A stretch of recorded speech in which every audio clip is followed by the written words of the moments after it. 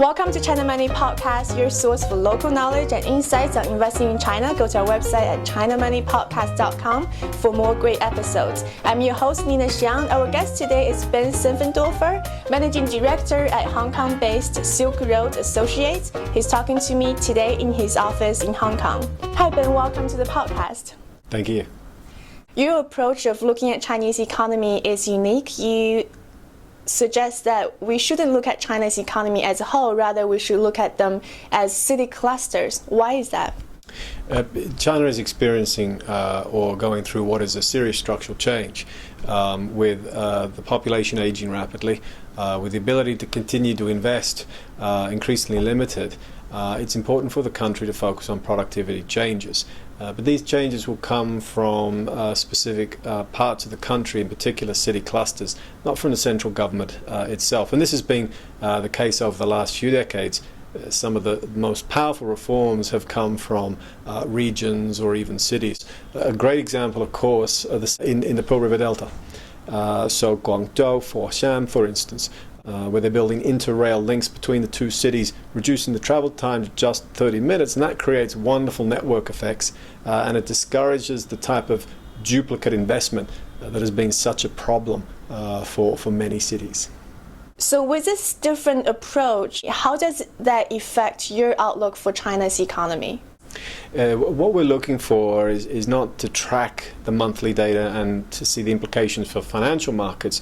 What we're looking for are answers to some of China's biggest structural questions. These are the issues that will determine the country's medium-term outlook.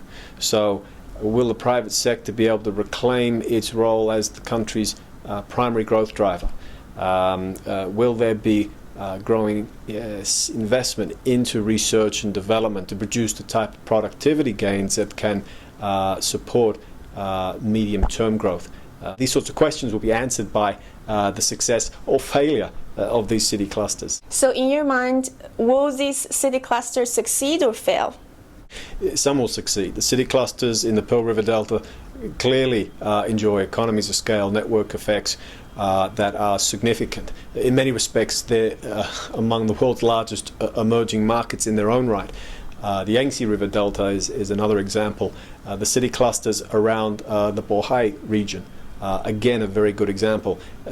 These city clusters will succeed.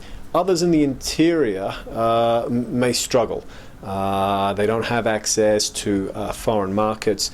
They perhaps are competing for their own raw materials with the wealthier coastal provinces. So there's a little bit more doubt on the outlook.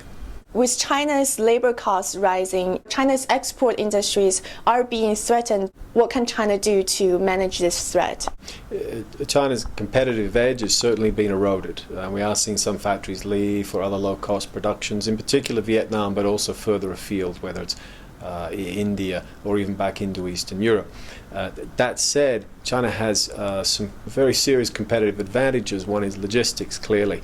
Efficient ports, efficient roads. Also economies of scale, particularly in the electronics sector. What's key is not just what you produce, but the suppliers surrounding your factory. It's very difficult for other countries to reproduce that.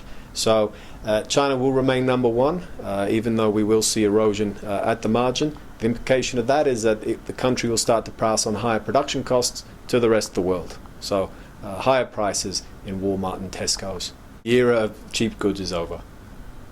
That's today's podcast. I hope you enjoyed it. If you have any questions or comments, go to our website at chinamoneypodcast.com. You can also subscribe to the podcast on iTunes. Thank you. Until next time.